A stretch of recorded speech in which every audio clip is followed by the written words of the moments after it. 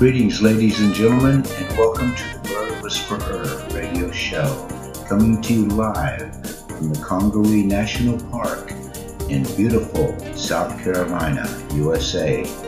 We're going to be discussing the wonderment, the beauty, and the awesomeness of our beautiful, beautiful feathered companions.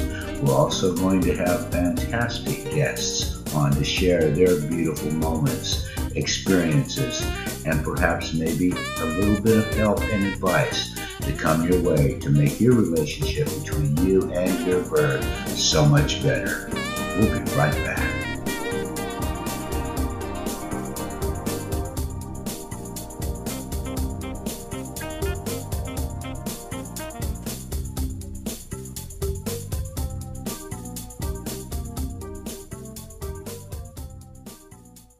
Ladies and gentlemen, I'd like to welcome Diana Larson. She is the founder and the director of Snuddle's Hut Parrot Rescue in Norway, Michigan. We're very honored and very happy to have you with us tonight. And I'd like to start out with, first of all, Diana, if you could tell us just a little bit about yourself and how you got into birds.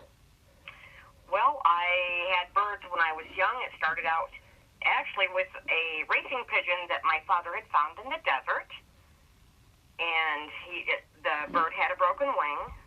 I ended up taking the bird in, and he lived with me for like 9 years. That's awesome. Go ahead. And then later on, I wanted a cockatiel. My sister had given me 2 cages, so I went to the local pet store and picked up a simple gray cockatiel. And he was with me for a few years. And I see now that you've definitely graduated into some larger birds. I have. Well, you want to tell me a little bit about them? What you got? I have. There are 4 cockatoos here currently. We have Wally, who is my midnight rescue, and he's an umbrella cockatoo. He's probably about 27 years old now. Wow. When you say midnight rescue, what do you mean by that? Well, I got a call in the middle of the night from a friend of my brother's that she was cussing and swearing like a sailor because this bird had been dropped off at her ex-husband's house, who lived right next door. No cage, no food.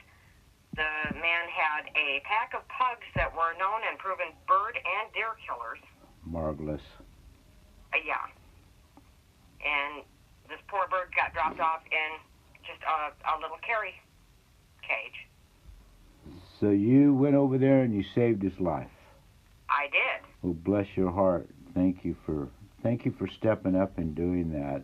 Tell me a little bit more about the other residents, other bird people, if you will, trapped in bird clothing that you have there. You have some really cool stories about them? I have some really sad stories about them. Conan is my lesser sulfur-crested cockatoo, and he came in about a year after Wally did, after my U2. And he was in a real sad situation. The family that owned him tried to starve him to death. And then they sent him to the guy that I got him from, and this guy had him on an all-seed diet loaded with sunflower seeds for over a year before contacting me. And when he contacted me, I hopped into my crippled van at the time and made the 4-hour trek and picked the bird up and brought him home. And of course got him into the vet right away, because when I first saw him I was thinking liver disease. He had scissors beak so bad he couldn't eat. Aww. He looked horrible. He looked horrible. And the vet did some blood work, and it turned out he was just malnutrition. So we did a couple beak trims with him, and he's happy as anything can be now. Oh, you still have him then? He's still with you? Oh, he's with me for life. Ah, I like the sound of that. All 4 of my cockatoos are with me for life. So you have 4, okay. I have 4. I have 2 citron cresteds also. Oh, okay. They're beautiful. So let me ask you this. Do you have them right where they want you? Of course. Then you're doing it right. I am so wrapped around their talons it isn't funny. I love it. Yeah, I love it when I walk into the bird room, and Wally looks at me and says, "Hi, I'm a cockatoo, give me a kiss." And he blows kisses at me. Oh, that's totally precious. Totally precious. What And other... He tells me what he wants to eat every day. Such as? Well, if he wants a peanut butter sandwich, he'll say, "I want peanut butter." Okay. 2 days ago, now my birds have been on a vegetable kick lately. I couldn't get them to eat fruits. They were throwing their fruits at me. And the other day I went in to let them know that I was making their vegetables, and he looked at me and said, "I'm tired of vegetables." Whoa. Yeah. I said, "Okay." I love it. I love So, it. Well, what's it? Go ahead. he comes up with some of the funniest things, and what he says he means. Oh, I believe it. Yeah, they definitely, many of those cute little darling spirits trapped in bird clothing, if you will, they know exactly. A lot of people think, well, people that really aren't exposed to birds, so to speak, or have the love and the spirit for birds, think, oh, well, they just mimic, they just copy. And part of that is true, but the bigger part of it is that they've also, at the same time, they learn how to be able to get what they want by listening to us. I love it. Absolutely. You know, I love it. Where he got the "I'm tired of vegetables" from, I have no clue. Wow. That's just fantastic. But he let me know that as plain as day. So, of course, I had to defrost some frozen fruits for him. Oh, okay. I was waiting for the punchline there. I was going to go, okay, now what did you do? Did you call the counselor and go, hey, wait a minute, man, I've got a bird here. It's ready to change me from a rooster to a hen in a heartbeat, and what am I going to do here? You know? Oh. Well, people love hearing the stories about my animals. They'll call or they'll come over, not so much to visit with me, but to see what's going to happen next. Ah, okay. My house gets so funny. Let me ask you this: I asked you earlier regarding if you had any memorable moments, positive ones regarding your bird, certain things that stood out in your heart or in your mind that you just simply never forget that you'd like to share. Oh, there's quite a few of them, Michael. There is. I had a military macaw here that his owner had gotten depressed and surrendered him to me. And of course, when she came out of her depression, I did give him back to her. I was hanging some curtains and redoing my windows in my bird room. I have a small 4-bedroom house, and one bedroom is dedicated just for the birds. And I was hanging these curtains, and I had him in this huge macaw cage that was donated to me. And I was using the one end of the cage to lay the drapes on and the blinds and everything, because I was getting everything ready for the winter. And I got the plastic up, and I put the blinds back up, and I put the shears back up, and then I put the drapes back up. And this bird comes over, he looks at the window, and he looks at me, and he says, "See, I told you, if you'd let me do it, I'd get it done."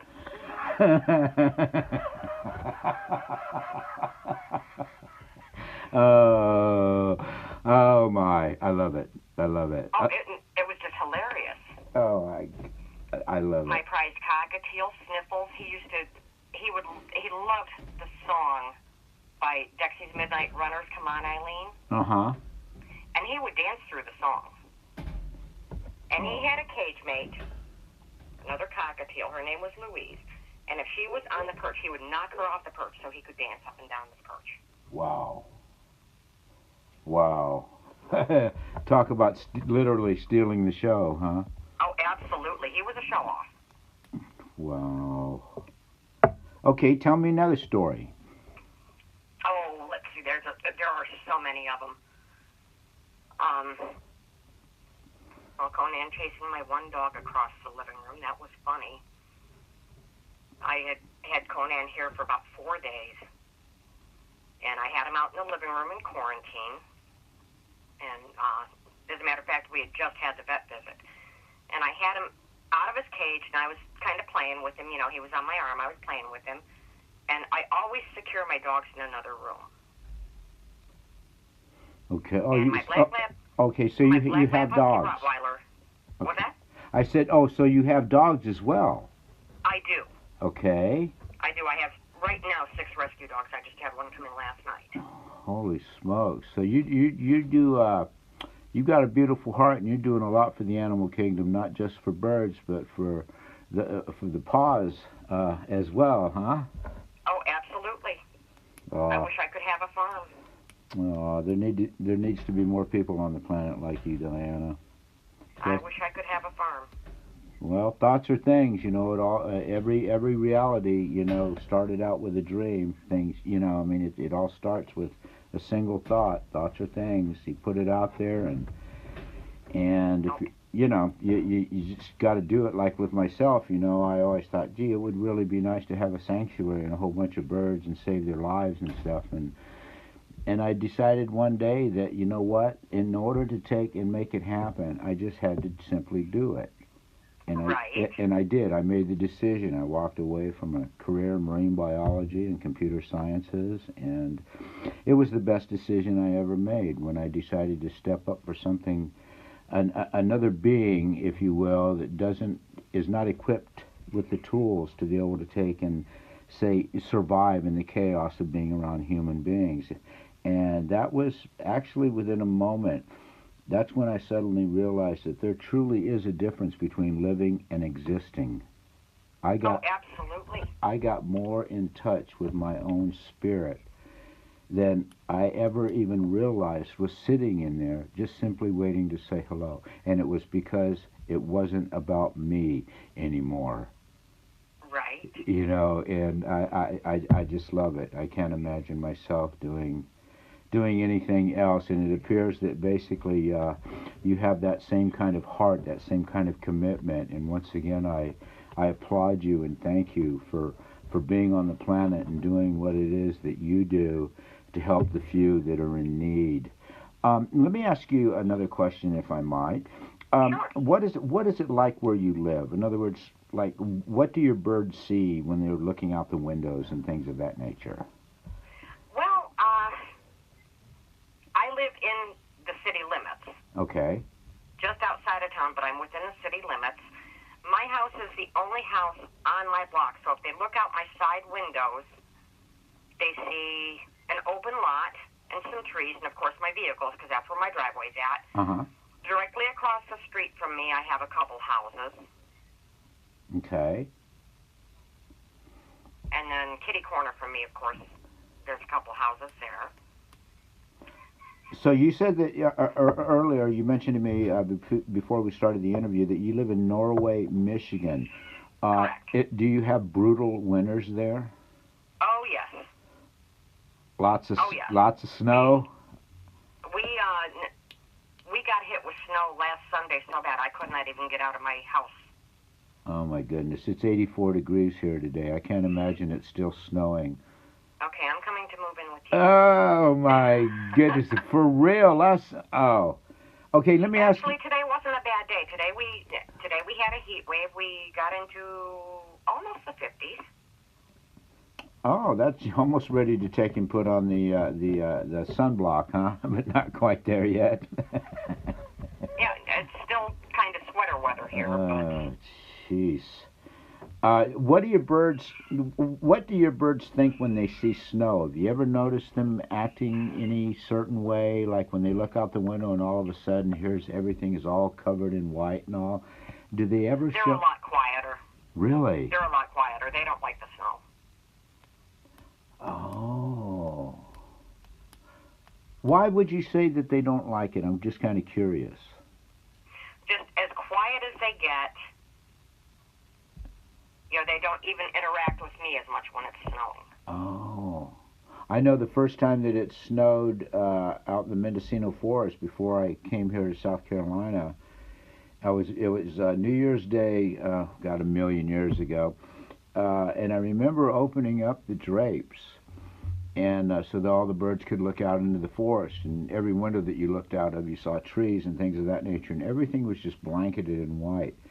And every single one of my birds, their pupils just like went, whoa. And what I got from that is, well, first of all, they all got really super mellow. But I actually felt like they all thought that perhaps maybe while they were asleep, that they were transported to another planet, because a lot of my birds had never, ever, ever even seen snow. They didn't know what it was. Right. You know, so it was definitely a comedy of errors and fun, and, you know, and I'd take a couple of them out at a time, you know, just for a minute or two, so they could actually, you know, look around, you know, outside and all, and they loved it. They were just totally mesmerized. And but as you said earlier, yeah, they were really, they all of them got really, really super mellow and laid back, and I thought it was because of the fact that they were just so overwhelmed that they had never seen anything like this, and it was just like going to the state fair when you're a kid, man, for the very first time, and getting your first, you know, cotton candy, you know, and or the candy apple and stuff, and you know, they were just, I don't know, they, to me it just seemed like they really, really loved it. I want to ask you this: you've been working with birds for many, many years. You've seen the best side of birds. You've seen the worst side, and I'm talking about people that, like, you know, have been really good to birds that you have, and people that haven't, and Right. the communicating with birds and all. Do you have any recommendations that you might want to share to help others to have even a better relationship with their birds? Certain secrets, certain things that you found out that just seem to really help to open up that door of communication between you and your bird that you'd like to share? The biggest thing is do your research before you bring a bird home. No matter what kind of bird it is, no matter what kind of animal it is, do your research first. Okay. Do your homework. That is the biggest thing. Talk to vets, talk to pet shops, talk to rescues, talk to anybody that might know. Because a lot of the problem that I'm coming up with is people are not doing any kind of research. They go out on a whim and get this bird and find out it's not what they expected. It's a lot more work. It's a lot messier. It's a lot louder. Yeah, to suddenly realize that you have a 2.5-year-old with a can openers on its face, and it's never Absolutely, gonna. and a bullhorn. Okay, it's never gonna go to college, and once or twice a year, it will definitely let you know, though, that it wants to go to the prom. Oh, absolutely. Absolutely. 7 o'clock at night. All 4 of my cockatoos start up with their screeching. Oh. And, of course, my cockatiels also. Well, aren't cockatiels kind of like, they're in the cockatoo family, correct? They are. They're a distant cousin. A distant cousin, okay. My other brother, Daryl, yeah, all right. I got that. Wow. Well, Diane, I want to thank you. I want to thank you from the bottom of my heart, number one, for honoring us with your time tonight on our show, for being on the planet. And Michael, it was absolutely my pleasure. Well, you've let a lot of people know out there now who Snuddle's Hut Parrot Rescue is in Norway, Michigan. Diana Larson, another one of my very close friends, awesome person, second to none, if you will. And bless your heart, and welcome to another day in our universal playground. And go and give all of those babies warm, big kisses and big wingy hugs from all of us here at Global Nest. And bless your heart, and have an absolutely outstanding night and an even better tomorrow. Well, thank you very much, Michael. You too. And you give your guys big wingy hugs and beaky kisses for me, too. You're on. And we definitely would like to have you back on, too. So Absolutely. I'd be more than honored to. Keep that in mind. And we will talk again soon. Good night, Diana, and thank you. Those of you out there that might like to help Diana out with her rescue, Her PayPal ID is snuttleshut@live.com. That's SNUTTLESHUT at live, LIVE, live.com. Thank you.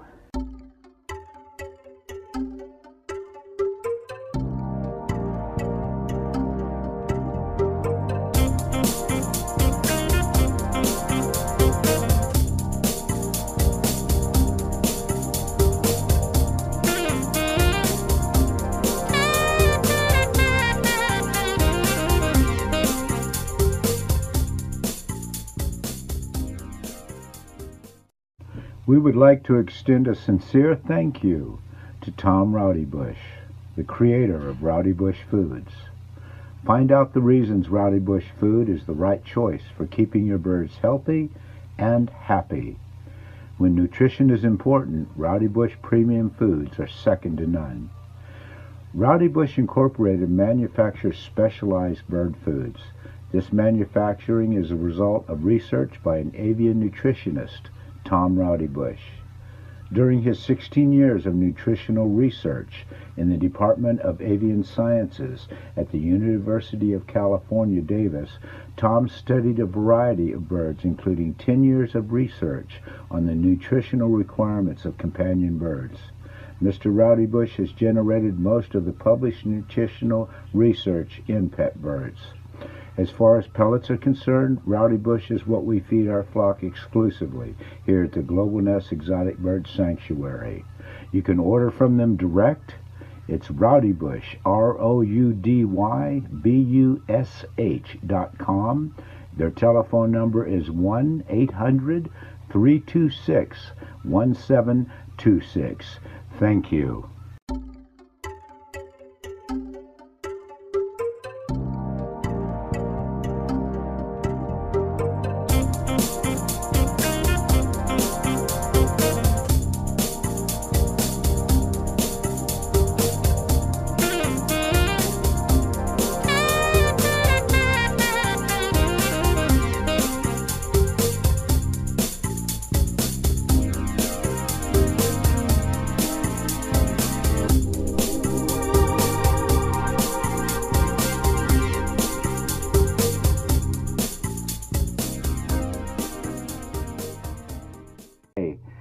All right.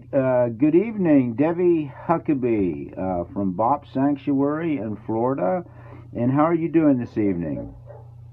I'm doing great, Michael. How are you? I'm fantastic. I got another day on the planet. I got all my babies right where they want me, so I think I'm doing it right. Well, that's all that matters, correct? Yeah, absolutely. I wanted to first begin by asking you if you wouldn't mind telling us just a little bit about yourself and how you came to getting into birds. Well, I sort of inherited my first parrot about 15 years ago from my dad, and it's like a Lay's potato chip. You can't have just one. That's sort of where my love came in for birds. Ironically, I haven't had them all my life, just for the past maybe 15 years. And then sort of fell in love with the little feathered kid and started my own little collection before I moved down to Florida from Tennessee. Well, and now you have a full-fledged sanctuary and rescue. What I would like to ask you now is, are there any particular memorable moments that you'd like to share? And I'm referring to positive ones, things that just make your heart sing when you think back on it regarding the birds that you have or the birds that you have had. Well, Michael, there have been numerous rescues through the years of birds that were in really horrendous situations. Birds that were scared of humans, that were cowering in the back of the cage, living in dark closets.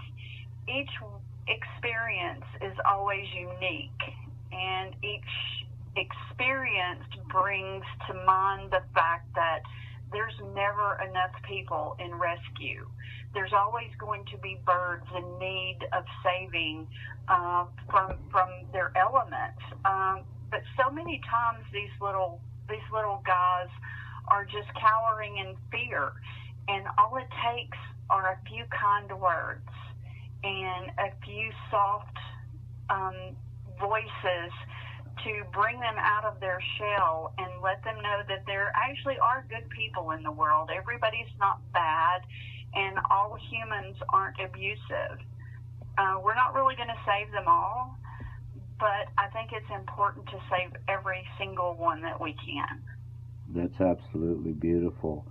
So tell me, and also the rest of the world, if you will, what is BOPS all about? What do you do? Well, we are, as the name says, Birds of Paradise Sanctuary and Rescue. 90% of the birds that come into BOPS are permanent placement. We have huge aviaries where the birds are able to have free flight. There's a covered area, but there's also an open area so they can sit in the sun or they can bathe in the rain. We also have an adoption program where we pre-screen potential families, and actually ours may be a little more unique than others because we let the bird pick the people. The adoptive families have to come in on several occasions to make sure that it's a good match with the bird that they're looking at. So the birds kind of give us an indication, okay, I like this family, or they don't go home with them. That's an excellent idea.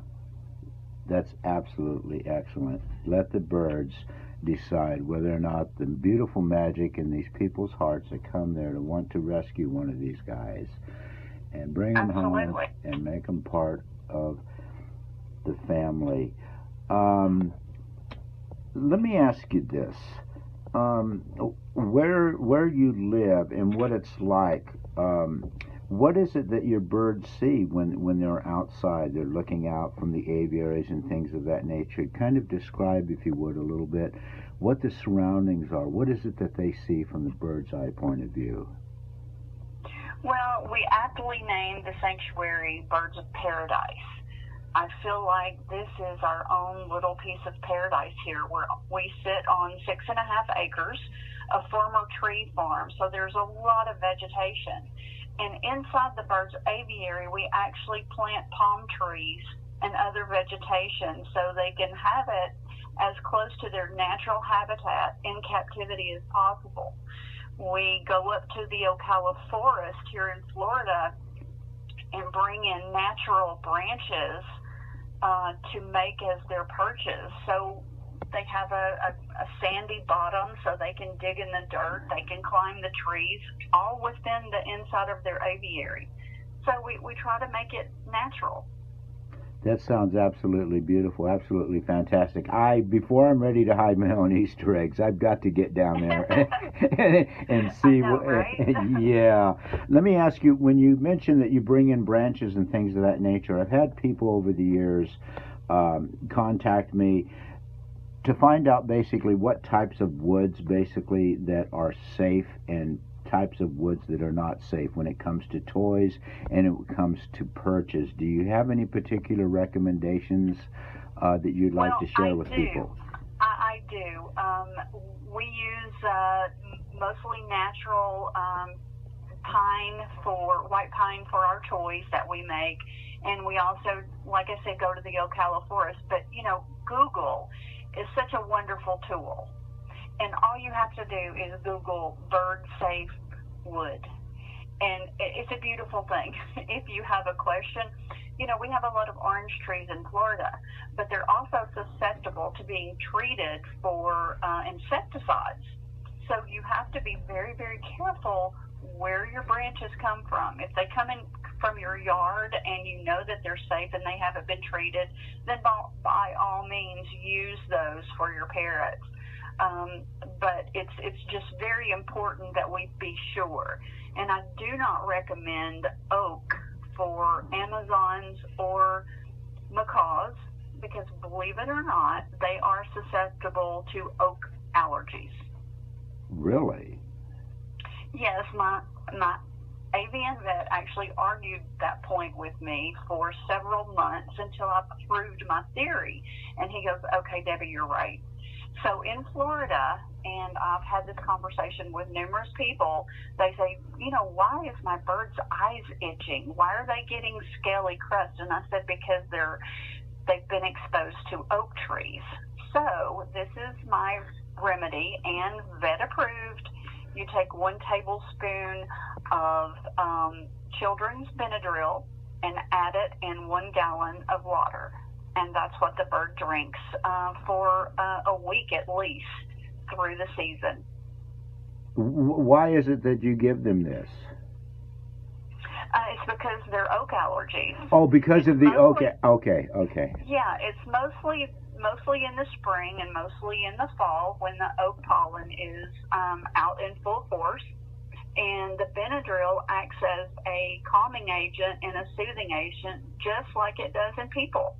Oh, okay. Well, that's a really good point that you brought up, because I know a lot of people figure that, well, oak, it's a hardwood. It's something that's going to take a macaw a few minutes to be able to chew through before he drops to the bottom of the cage.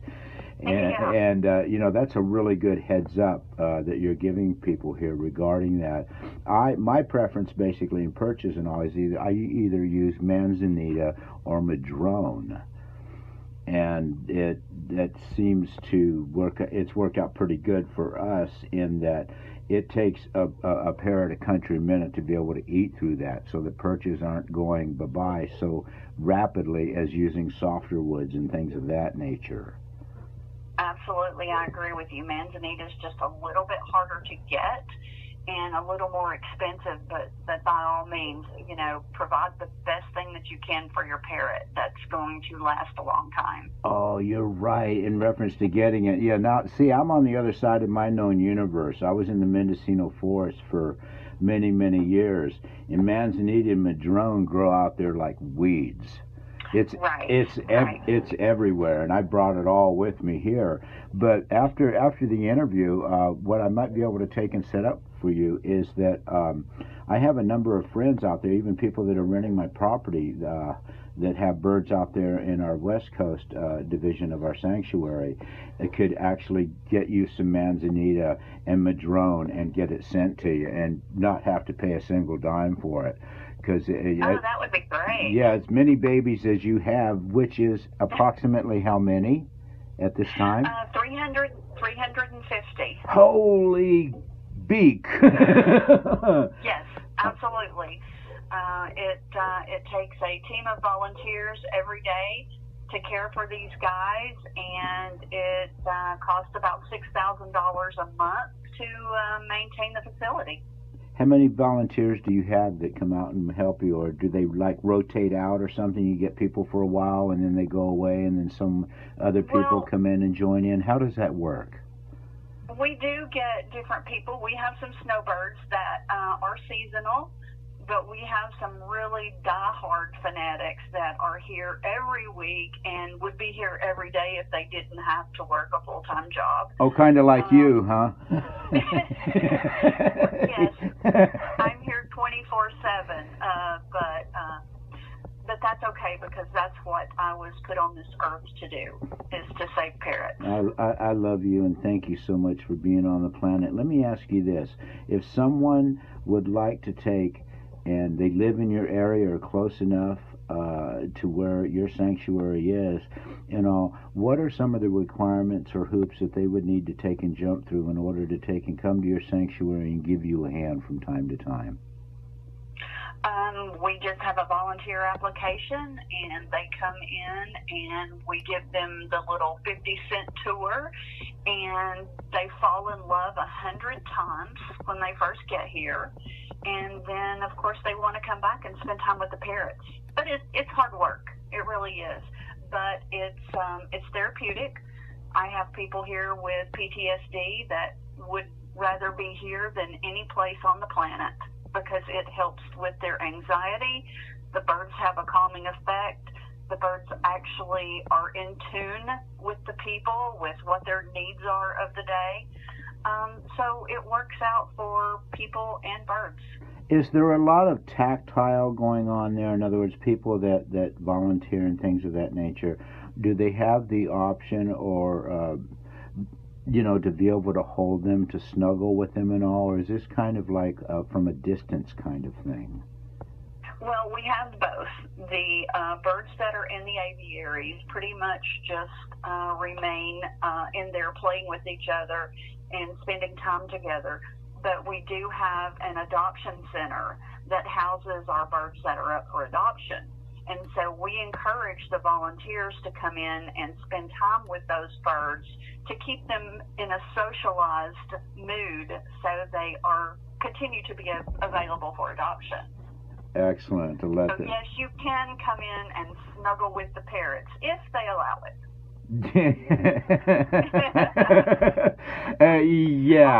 Yeah. It's always up to the bird, Michael. It's their choices. We don't make that call for them. It's always up to them. Oh, I'm following you 150% on that. I have, we don't have nearly as many as you have. We only have like 46, and most of them are macaws. And something that I realized a while back, and it really made my heart feel, it made my heart sing, and that is that I've got them all right where they want me. So my heart is telling me I'm doing it right. Yes? Exactly. And you know what? Birds are the teachers here, not the other way around. If you listen to the birds, whether they speak in human form or not, they're always trying to tell us something if you'll just be patient and listen. I love that. I'm actually on my 6th year now of writing a book exactly about that, and it's entitled The Unspoken Language. It's what all other animals use to communicate with one another without the need for dialogue. Exactly.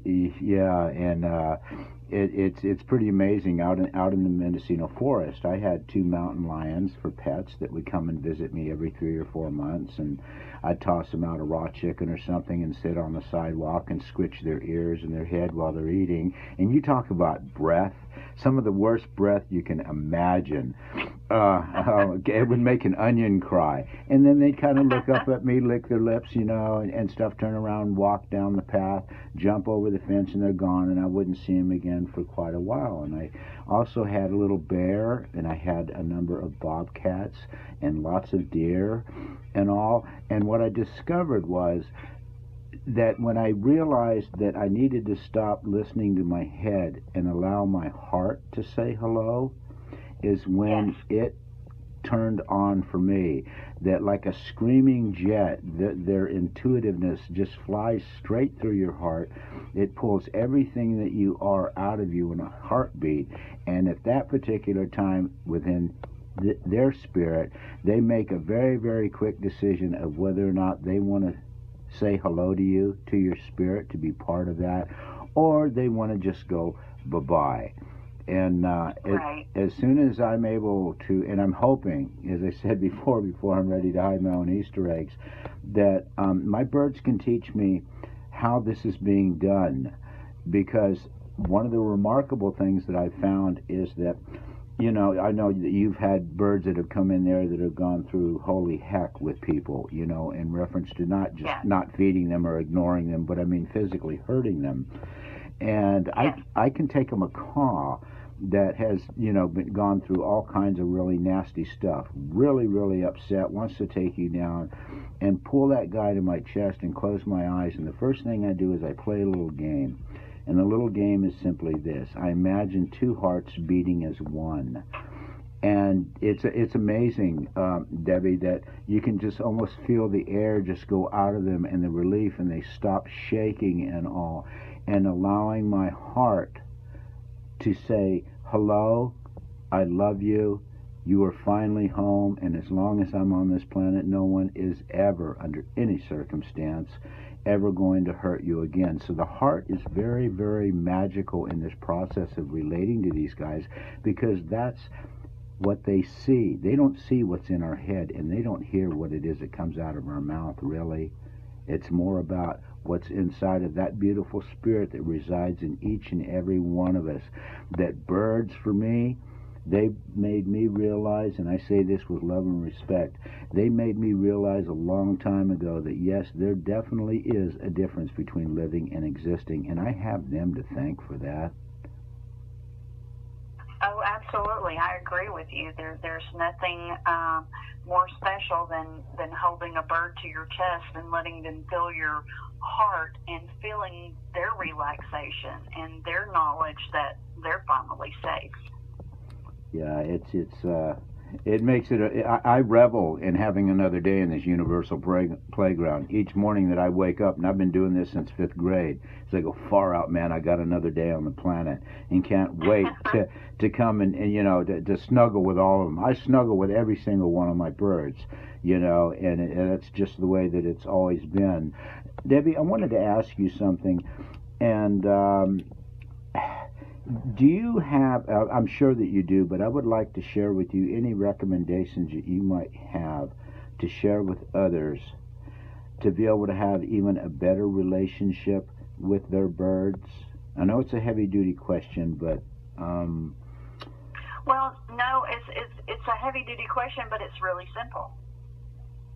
There are two things that are most important in a relationship with a parrot, and that's your patience and listening.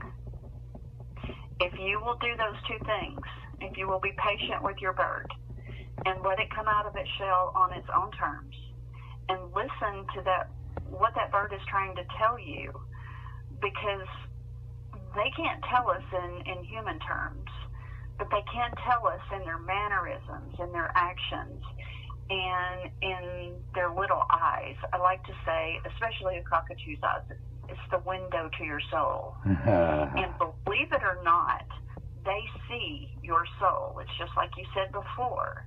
They see a lot more in humans than we can convey to other humans, because birds are very intuitive, and they know what your soul is all about, whether you show it or not. So, just be patient and listen to them and try to understand where they come from rather than what you want from your bird. Let your bird tell you what they want from you, and it will be a much happier home. That's beautiful. That's fantastic. Debbie, your sanctuary is a nonprofit, correct? A 501c3? Yes. Okay, and I imagine that in order to take and function, monthly and all of that, a lot of that relies on donations. Do you have a PayPal, Addie, in which people could take and help you out from time to time? Would you share that address with me, please? Sure. It's donate at birdsofparadisesanctuary.org. Donate at birdsofsanctuary. birdsofparadisesanctuary.org. Okay. All right. Super. Did you get that, folks? All right. And ironically, we have a huge fundraiser coming up on May 1st where donations are matched by the Patterson Foundation, which is a local organization here in Bradenton. And all donations will be matched. Usually that's our number one fundraiser of the year. It's an online fundraiser. And if you just want to check out our page, our Facebook page, or our website, there will be a link for that giving challenge for next Monday. Okay, what is your website address for folks that don't know? It's birdsofparadisesanctuary.org. birdsofparadisesanctuary.org. All right. Mm-hmm. Fantastic. Okay, peeps, well, there you go. Here we are with another absolutely outstanding, beautiful human being on this planet that is not giving up, she's sharing her time and her beautiful magic and beautiful soul to make it just a little bit better for those beautiful little ones trapped in bird clothing. Debbie, thank you. Thank you for being on the planet. Thank you so much for what it is that you do. We've known each other for years, and I respect you 100%. And as I told you before, sweetheart, I've always got your back, no matter what.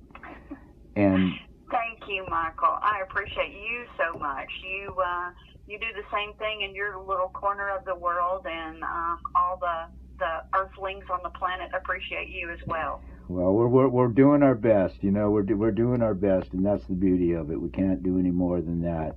All right. Once again, I definitely would like to have you back. I know that your schedule is pretty much like mine. I wake up in the morning feeling single and seeing double and talking bird, and all.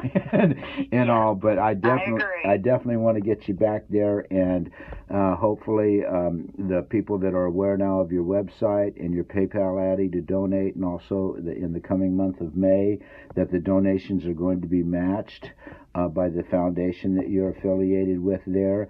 And folks, step up, okay? Step up and do this, because these are Debbie is one of the people on this planet that's actually doing it right. She's doing it with love, she's doing it with integrity, and she loves them and she cares about them. So if you want to take a few dollars basically and not drink that mocha for a couple of days and send it to someone basically, that can make your donations, your heart and your feelings go so much farther and do so much more, then please do not hesitate. Help this beautiful person out, her beautiful sanctuary, and the beautiful babies that she has there now, but also not to mention the ones that are still out there that need her love and her attention and her caring. Debbie, thank you so very, very much for being with us tonight, and welcome to another day on the planet, and we'll talk again soon. Thank you, Michael, and thanks for having me on the show. Thanks, everybody, and if anybody wants to reach out, I'm on Facebook. You can just give me a shout, and I'll help you if I can. Fantastic. All righty. Good night, and thank you. Good night. Good night.